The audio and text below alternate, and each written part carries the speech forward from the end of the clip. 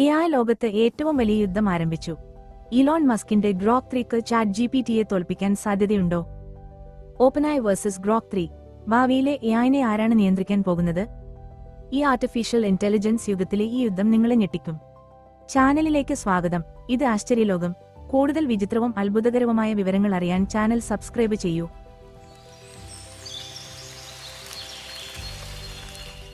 Elon മസ്കിന്റെ AI company പുറത്തിറക്കിയ Grok 3 ഓപ്പൺഐയുടെ chat ജിപിടിയെ നേരിട്ട് വെല്ലുവിളിക്കുന്ന ഒരു പുത്തൻ മോഡലാണ്.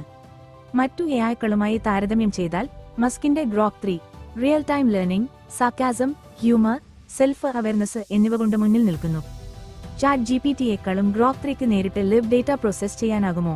നമുക്ക് ഭാവിയിൽ അത് കണ്ടറിയാം. AI യുദ്ധം. Grok 3 versus OpenAI versus Google Gemini. ഈ മൂന്ന് എഐകളിൽ ഏറ്റവും ശക്തിയുള്ളത് ആരാണ്? ആദ്യത്തേത് ഓപ്പൺഐ ചാറ്റ് ജിപിടി 4 ടർബോ.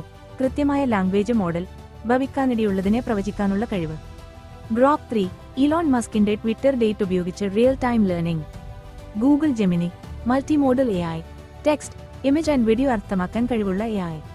ഇതിനെപ്പറ്റി നമുക്കിടയിൽ ഏറെ ചോദ്യങ്ങൾ ഉന്നയിക്കാനുണ്ട്, ഏറെ സംശയങ്ങളും. ഇലോൺ മസ്കിന്റെ AI ഭാവിയിൽ ഏറ്റവും അപകടകാരിയായിരിക്കുമോ? AI ഭാവിയിൽ ജോലികൾ ഇല്ലാതാക്കുമോ?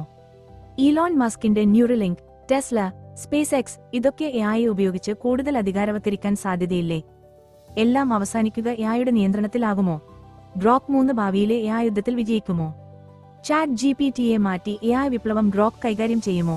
നിങ്ങളുടെ അഭിപ്രായം കമന്റിൽ അറിയിക്കൂ. എന്നത്തെയും പോലെ ലൈക്ക്, ഷെയർ, സബ്സ്ക്രൈബ് ചെയ്യാൻ മറക്കരുത്. ഇത് ആശ്ചര്യലോകം.